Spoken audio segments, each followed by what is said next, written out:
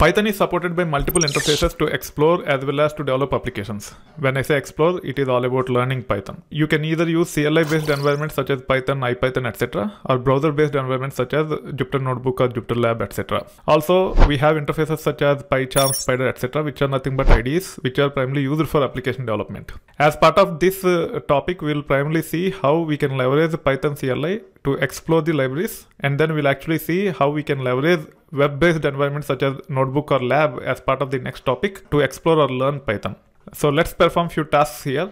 At the bottom, you have something called as Python CLI, which will be available out of the box when you set up Python. In this case, if you are using Windows, you just have to go to the search bar and start searching for Python. As I have searched several times in the past, it is now available as part of the top apps. So I can actually click on this. It will take care of launching the Python CLI. This is the most basic CLI that is provided by Python. You should be able to write any valid Python code here. So in this case, I'm just exploring the print statement by trying to print hello world, and you can see the output here.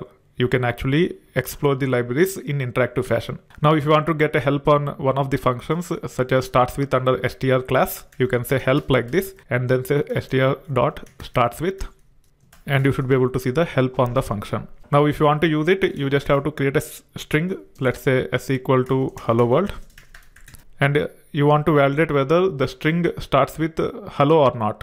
So you can say s.startswith like this, and then you can say hello. As hello world starts with hello, it says true. There is a typo here. It is supposed to be starts with, not start. So if you use CLI, if there are typos, you can go back and you can update it, but it is a bit tricky. It's not very straightforward. The web-based interface can make it a lot more productive to edit all these mistakes. Okay. However, if you want, you can use Python CLI also to actually learn Python effectively, but it will waste your time. Already you have seen that when there was a typo in starts with, I have to go up and then go to the particular position, one key at a time, and then I have to type yes, which is a bit cumbersome. On top of this, we also have IPython. To access IPython, we need to install IPython.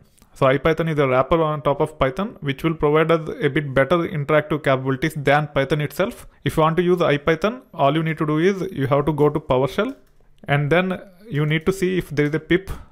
If pip is there, then you can say pip install IPython. It will take care of installing IPython for you. Pip is nothing but a Python packager. You should be able to leverage pip to install and manage any Python libraries in your system.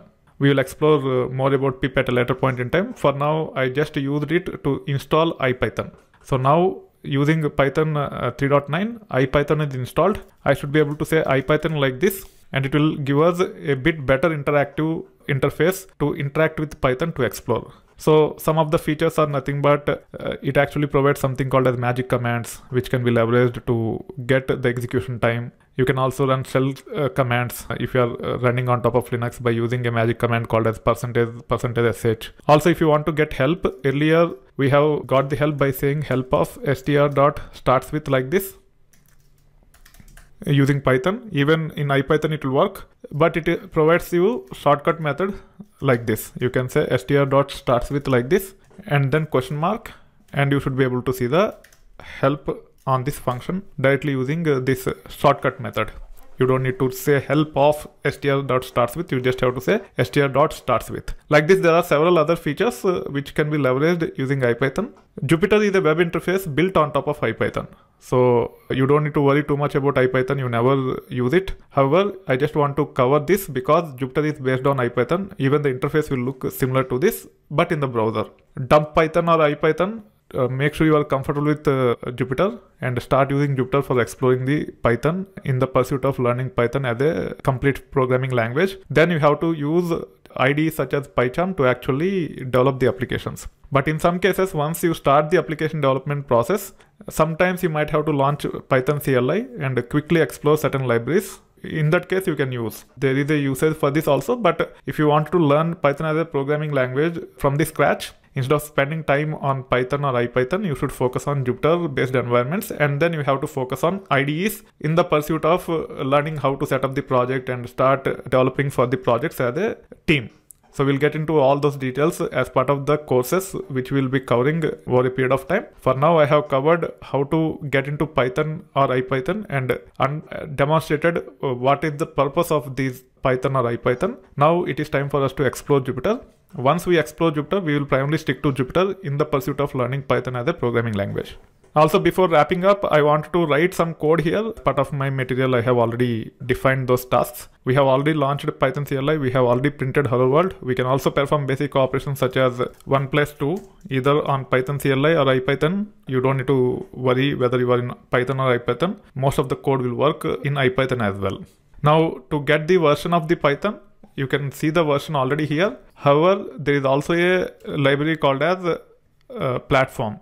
As part of that library, there is a function called as Python version. You can import a function from a package or library using this approach. So we are trying to say from platform import Python version. Let's copy paste this. I have pasted twice. Let me delete this duplicate string. Now I can hit enter and then I can say print of Python underscore version, and I should be able to see the Python version using this command. So if you are not sure which version of Python you are using, if you don't have access to this as part of the CLI or even as part of the Jupyter environment, you should always be able to get the version by using this simple code.